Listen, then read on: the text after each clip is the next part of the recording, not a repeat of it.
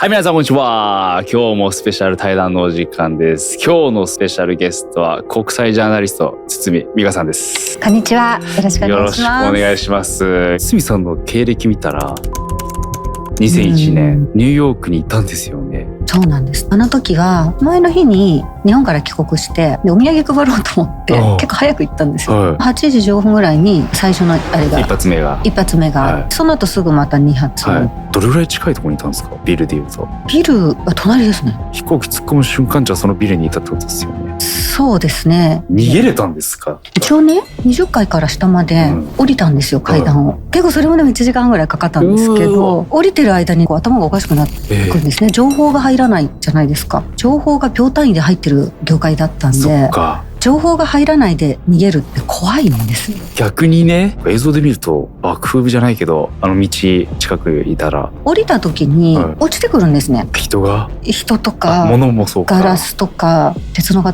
みたいなのとかがいろんなとこみんな切れて血を流してそれで走り回ってるみたいな、途中で固まっちゃってどうしようって感じになっちゃったんですけど、そしたらたまたま近く通りかかった人が手引っ張ってくれてフェリー連れてってくれたんです。それでフェリーがあったのね、ニュージャージーに行くフェリー、ところが最後のフェリーだったんですよ。それがすっごい人で絶対乗れないのに乗れてよく言われてるじゃないですか、あれ、はい、真相どうなのって、爆破じゃないかとか、その場にいた見解みたいなのってあるんですか？もちろんありまして、気になる。皆さんご存知だと思いますけど、例えば第7ビルはなんで急に壊れたのとかね、飛行機の残骸ないよねとか、後から分かっておかしいなってすごく思ったのは、消防士の人たちが瓦礫を撤去するのにいっぱい借り出されて、消防士の人とか周辺の人とかやってたらみんながんになったんです。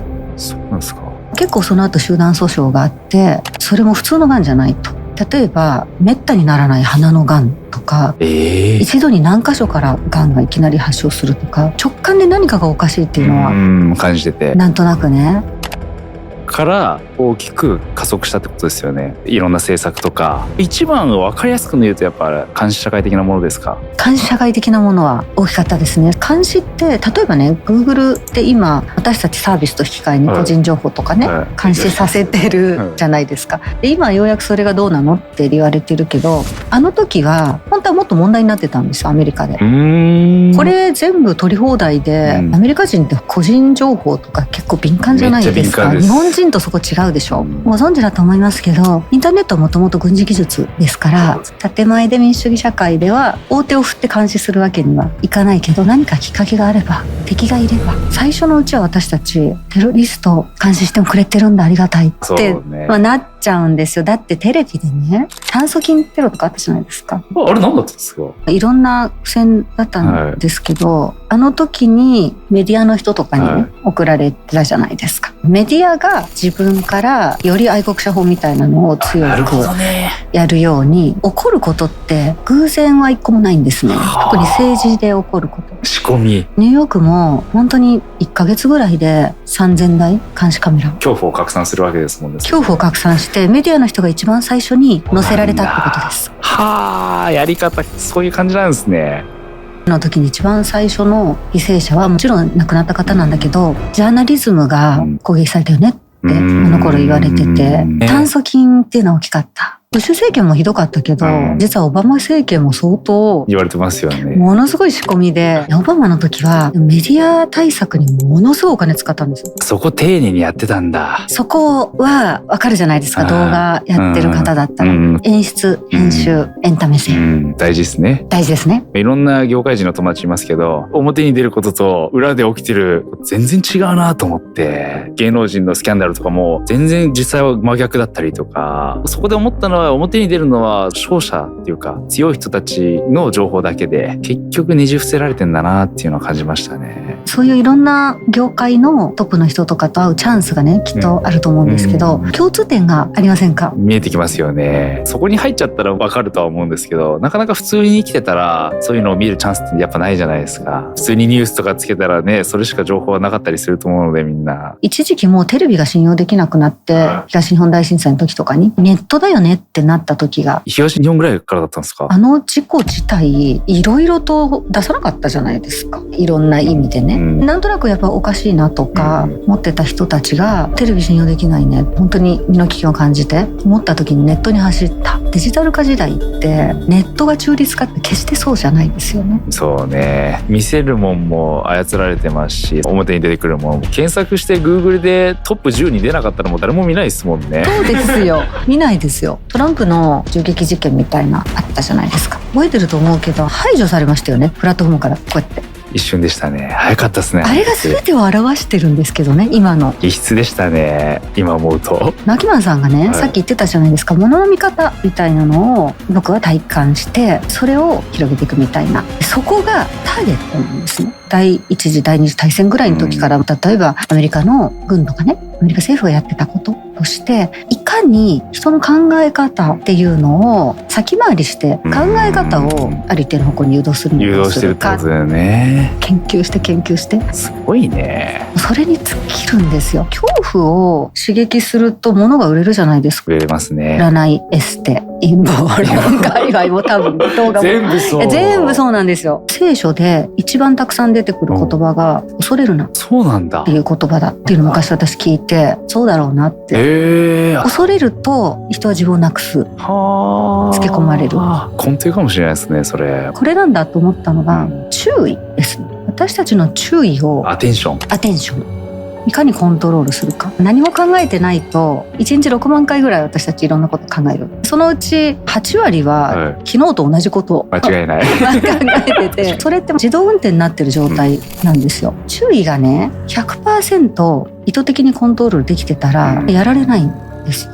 急に地震速報みたいなのが鳴ったら一瞬でみんなそっちで行ってトレンドは南海トラフが絶対入りますからね。まず検索しますよね。まず検索、南海トラフ。そうなっちゃいますからね。感情を刺激するものが一番最強なんで、宗教とか民族とか人権とか抽象的だけどすごく人の怒りとか過去の記憶をねすいません一瞬ボケが入りました全然大丈夫です。全然面白い着信かなんかですか？可愛い着信されてます。忘れちゃった。なんだっけ？感情に訴えかけるような。感情に訴えかけるもので、民主主義とかね、一時マニュアルに入ったんですよ。民主主義っていうのは次のマーケティングにしようみたいな。お金っていうと分かりやすいのみんな分かっちゃうじゃないですか。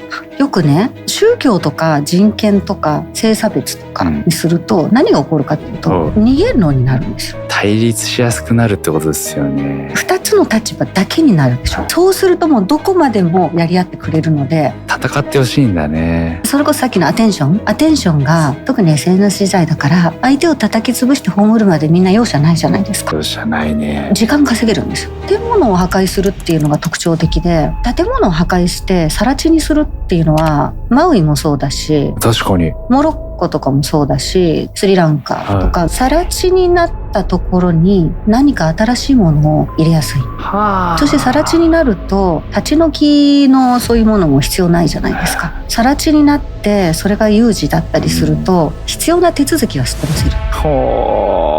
スマートシティの予定地みたいなところなんですよね、全部ね。それは一つのデジタル化の流れですよね。流れですけど、ガザ2030とかでしたっけ？スマートシティの、あれやるんですか？一応そういう計画に、結構今もうガザってデジタル化されてるんですよ。いろいろ管理されて。そうなんですか？パレスチナもだしイスラエルも。イスラエルって大体デジタル技術すごいじゃないですか。軍事技術も、ね、アイアンドームとかすごいですよね。すごいんですよ。最新式の防衛技術みたいな、やっぱりイスラエル。レーザー技術もイスラエルがトップとか。そうですね。後に空港のミリ波スキャナーとか覚えてます？あれも結局結構イスラエルの技術とかが最先端で、相手の何を考えてるかは脳波で分かるみたいな技術が実はあの時にあったんですよ。あの時に私取材して本に書いたんですけど、すごいなと思う。分かるんですか？脳波でね。今でもバレバレってことですか？その人の感情の動きを察知するみたいな。イライラしてるとか、そうそう、楽しんでるとか。そう、最近になってやっと日本でも、去年かな、小学校かなんかに実験的に入れてみようかみたいな。小学校に？小学校だか中学校だか、子供が集中してるかどうか、さっきのアテンション。怖い。そう怖いでしょ？私とんでもないと思ったんです。僕一回も集中しないですもん、学校でバレるってことですよね。何それ。一個聞きたいことがあって、メディはあるあるだと思うんですけど、スキャンダルの裏ってあるじゃないですか。あれって意図的なんですか？意図的ですね。あれ意図的なんですか？やっぱ意図的ですね。芸能人の麻薬とか覚醒剤とか結婚したとかタッグになっていつどのタイミングで出すかっていうのを決めてるってことですか？そうですね。ストックしてちゃんとかもそうじゃないですか。あれ15年前でしょ。わーってほど全部横並びでされると、15年前ってところには注意あまりいかない。そうね。その事実だけ。事実だけ。しかもあれ女の人の一方的な証言だけとかね、15年前って知りようがなかったり、その時の時代だったりとかね、そういうのとかも本当は立体的にいろんな要素があるけど、そうだよね。本当は構造の問題だったりするんだけど、必ずスピンにするときは人にフォーカスさせます。はあ。感情アメリカでも結構大事な法案、モンサント法とか通したときに、モンサント法って例えば遺伝子組み換えの今ないんですけどね、ドイツのバイエルって会社に買収されたんですけど、ね、はい、ナンバーワンの遺伝子組み換え種子のね企業だったんですけど、モンサントの種を作付けして健康被害が出ても一切モンサントには責任はありませんという法案をオバマ政権ですよ。オバマ大統領が通したんですよ。なぜ誰も知らなかったのか。確かにモンサントなんて昔からね、ラウンドアップ大丈夫かねってあったじゃないですか。みんなガンとかになってるやつですもんね。ね、裁判とかだってすごいあったでしょ、完全に勝ちましたよね、あれは。あれも勝ってるんですけど、イメージ悪かったじゃないですか。なぜ誰も知らなかったのか。共和党議員はなぜ反対できなかったのか。確かにおかしいですよね、そしてなぜ世論は、なぜメディアは気づいてないのか。なんでだと思います？裏でその時に別な大きな案件がメディアをジャックしてた。要するに LGBT 案件なんです。あの時それが結構二元論の対立と感情をものすごく煽って、オバマさんってその味方みたいなスタンスだったんで、それで全部吹っ飛んだのと、共和党議員たちは何してたかっていうと、採決の直前に法案が渡された。でその法案の中に紛れ込ませてた。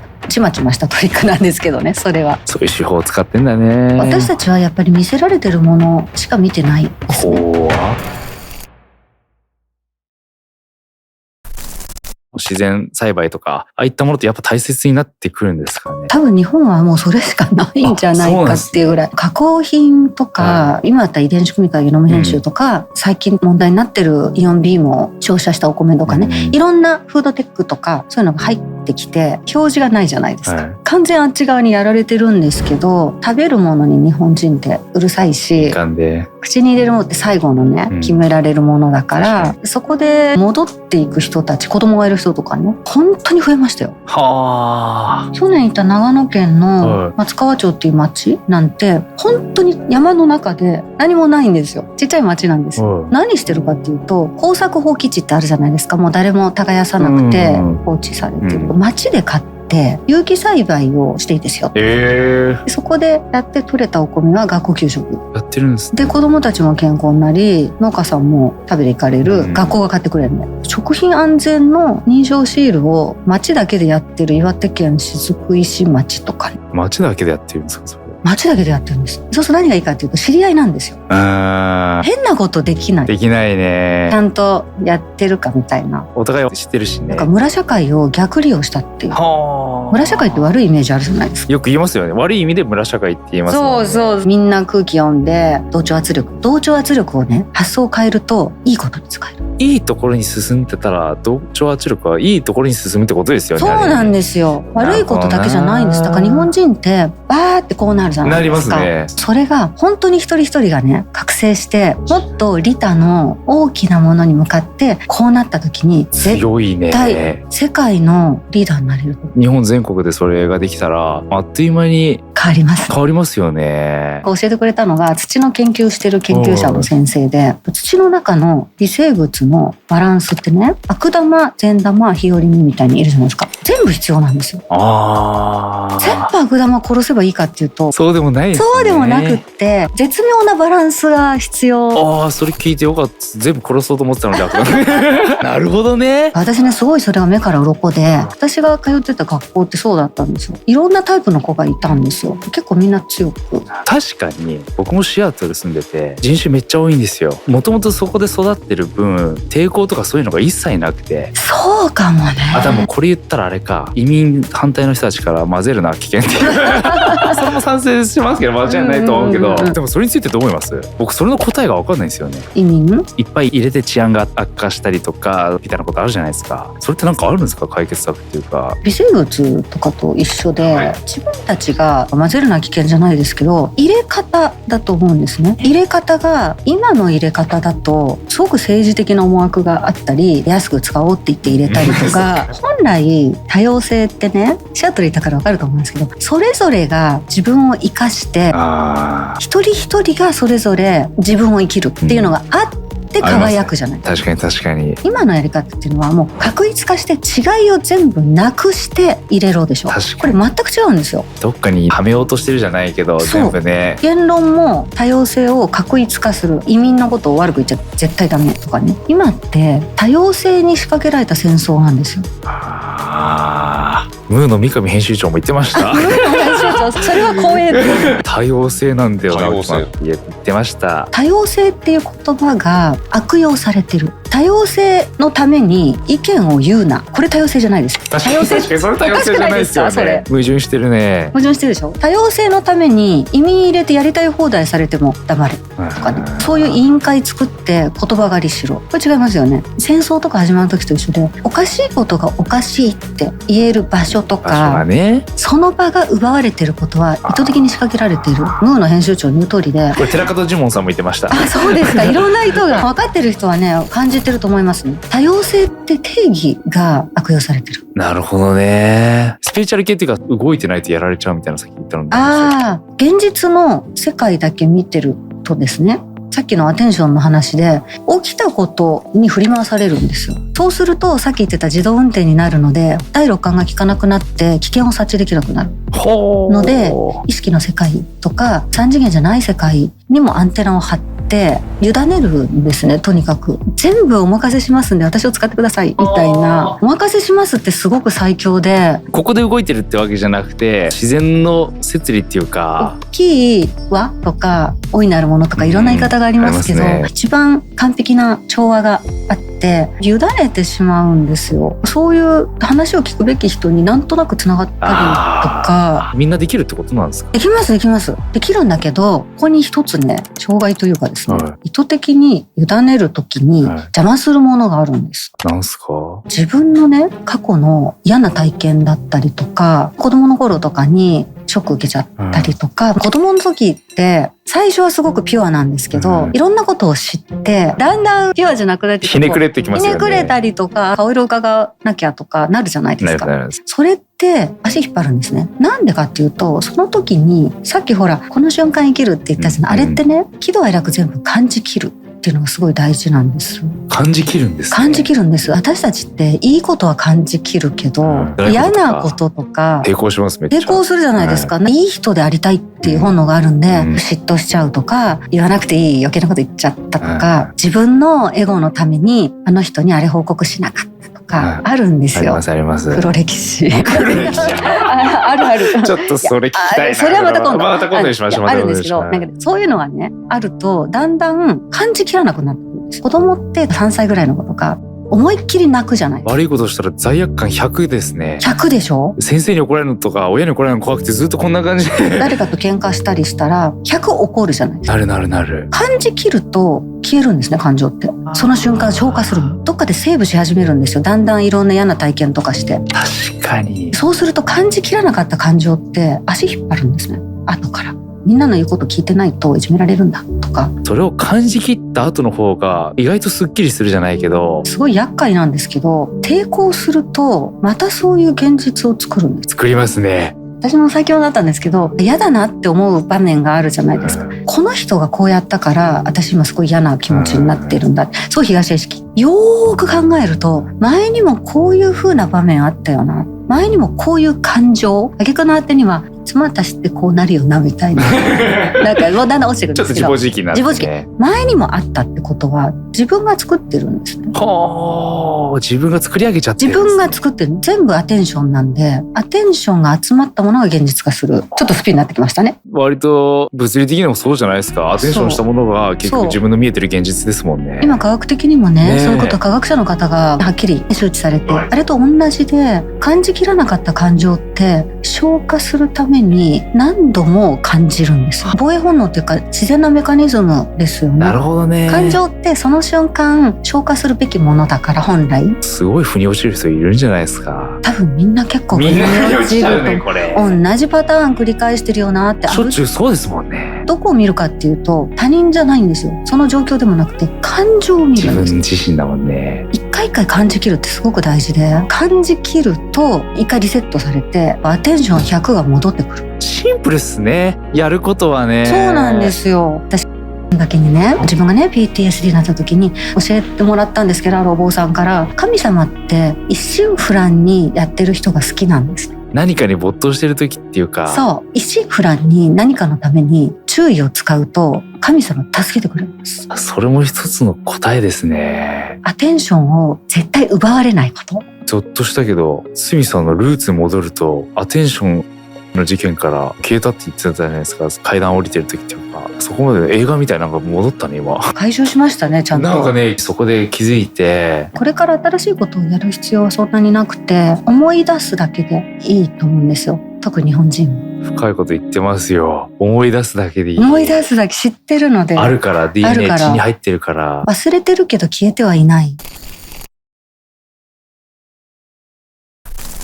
僕結構気にしいで、昔から人が何考えてるとか考えちゃうんですよ、ずっと。昔とか合コンとかって言って、女の子たちが楽しんでるのか楽しんでないのかとかもすごい考えちゃうんですよ。男ともそんなくだらない話して女の子楽しんでないじゃんみたいなのがあるじゃないですか、そういうシチュエーションって。すごいおもてなしじゃないですかそれ。そういうの考えちゃうけど、それがでも今に生かされてるなと思って。本当そうですね。共感能力今もうお金出しても買えないですよ、本当。共感能力ってスマホとかがね出てきてから日々それと逆の方向にミーミーミーじゃないですか。そうだ、全部カスタム。昔1930年代に素晴らしき新世界っていう政府が名著なんですけどあったんですけど、それは全部カスタムされた心地よい社会がやってくるみたいな、本当に今を反映してる。 Google だって自分が好きなのが最初に出てくる。間違いないです。間違いないし、 SNS は好きな人、同じ意見の人とか、買い物とかも教えてくれる、投票もこの人誘導される。便利ですよね。便利でしょ。なんですけどそれはミーミーミーじゃないですか。ミー